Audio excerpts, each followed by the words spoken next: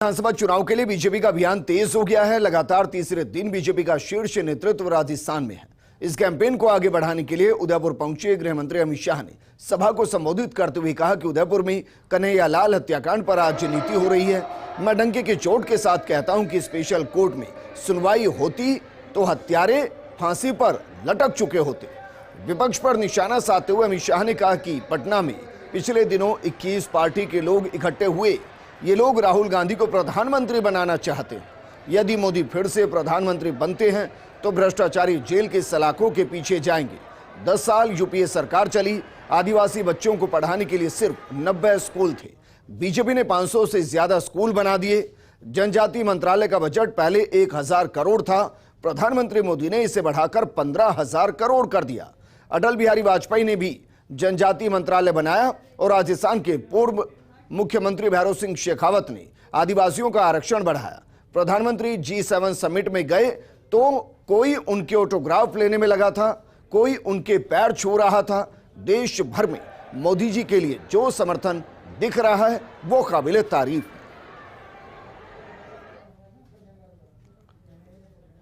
है। ये भूमि त्याग, बलिदान और भक्ति की भूमि है। ये भूमि भारतीय जनता पार्टी का गढ़ है और ये भूमि से ही राजस्थान में भारतीय जनता पार्टी की विजय पताका यहां से ही निकलती है।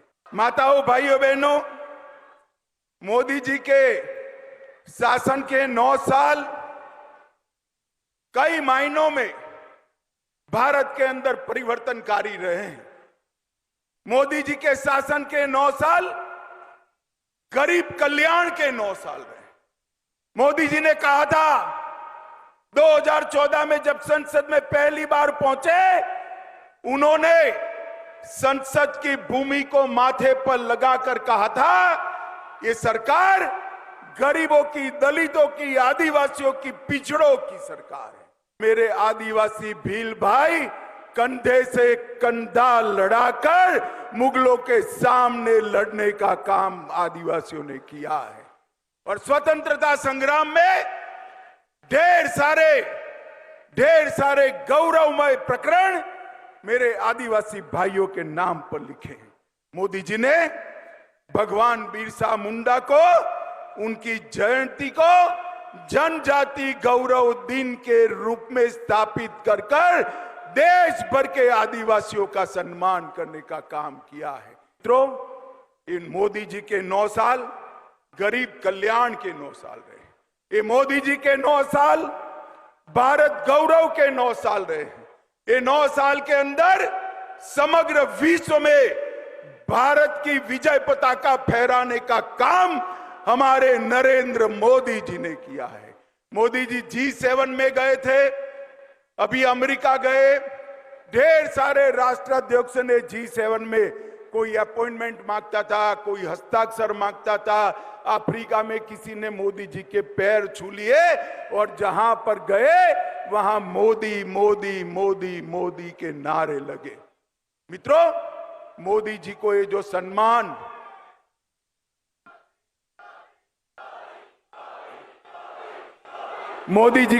सम्मान समग्र विश्व में मिल रहा है, ये मोदी जी का सम्मान नहीं है, ये भारतीय जनता पार्टी का सम्मान नहीं है।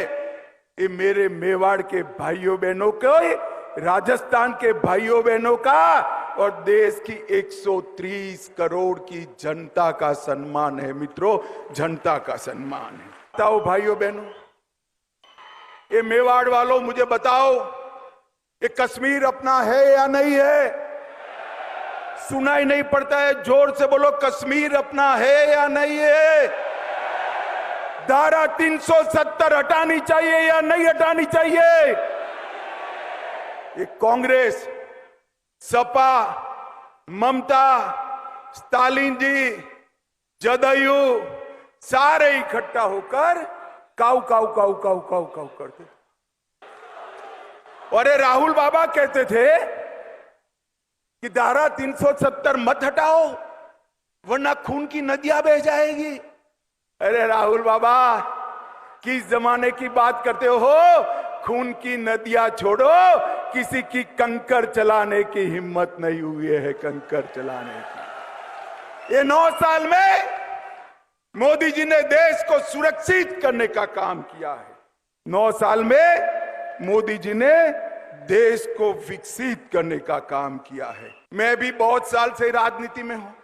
मैंने सोचा भला ये कौन लोग इकट्ठा हुए। 21 पार्टी के लोग थे। कितनी पार्टी के? जोर से बोलो, कितनी पार्टी के? ये 21 पार्टी के लोग थे और 21 लाख के घपले, घोटाले, भ्रष्टाचार करने वाले लोग वहां पर इकट्ठा हुए। 21 लाख के घपले, घोटाले। जनता को हिसाब नहीं देना है। अरे मैं इस मंच से चैलेंज देता हूं, नरेंद्र मोदी सरकार पर आज तक हमारे विरोधी भी भ्रष्टाचार का एक भी आरोप नहीं लगा पाए हैं मित्रों, एक भी आरोप नहीं। मैं बधाई आज देना चाहती हूं आदरणीय मोदी जी को, जिन्होंने 9 साल के अंदर अंदर एक स्वर्णिम काल के अंदर ये आतंकवाद का सफाया करने का इस हिंदुस्तान के अंदर काम किया है, जिसका आप अगुवाई करते हुए रहे हो। 9 वर्षों के अंदर मोदी जी ने करके वो दिखाया जो आज तक गैर भारतीय जनता पार्टी की 9 सरकारें नहीं कर पाई। ये आपके सबके सामने है। आज देश में हर व्यक्ति मुक्त कंठ से यह कहता है कि मोदी जी के 9 साल और भारत हुआ निहाल। ये सब लोग जहां जाओ, चाहे राजस्थान में हो, चाहे उत्तर प्रदेश में हो, कहीं भी चले जाओ, अभी मैं झारखंड में थी, सब लोग मुक्त कंठ के साथ यही बात करते हैं। आदरणीय गृह मंत्री महोदय, ये जनता आई है आज आपका स्वागत और अभिनंदन करने के लिए, और आपका और देश के यशस्वी प्रधानमंत्री आदरणीय नरेंद्र मोदी जी का भी, क्योंकि ये धरती है प्रातः स्मरणीय वीर श्रोमणी महाराणा प्रताप की वीरता और शौर्यता की धरती, जिस धरती ने कभी किसी के सामने समर्पण नहीं किया, कभी किसी के सामने झुके नहीं, और वैसा ही काम आदरणीय प्रधानमंत्री जी और आपके नेतृत्व में ये देश की जनता देख रही है कि आपके नेतृत्व में दुनिया के सामने आज भारत स्वाभिमान के साथ खड़ा है और पूरी दुनिया में तिरंगा फहरा रहा है और भारत के नेतृत्व का सम्मान हो रहा है। इस उदयपुर की इस वीर धरा पर एक ऐसा वीरता का समागम है कि आप इस धरती पर हम सबको मार्गदर्शन करने के लिए आए हैं। मित्रों, आज हम सब लोग 9 साल तक माननीय नरेंद्र मोदी जी के नेतृत्व में भारतीय जनता पार्टी को जो गरीब की सेवा करने का, गरीब का कल्याण करते हुए उसके जीवन में परिवर्तन लाने का जो सुअवसर मिला है, देश को आगे बढ़ाते हुए, राष्ट्र के हितों को सर्वोपरि मानते हुए, देश का सम्मान जो पूरे विश्व भर में पुनः स्थापित करने में जो सफलता प्राप्त हुई है, भारतीय जनता पार्टी के राष्ट्रीय नेतृत्व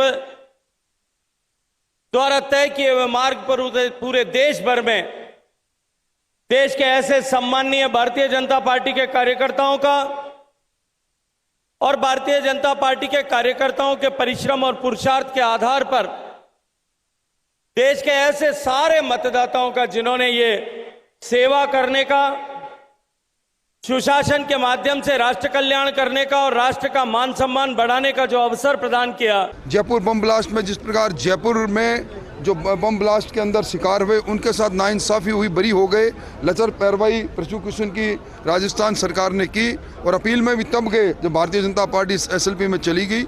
ये साफ है, तुष्टीकरण साफ दिखाई देता है।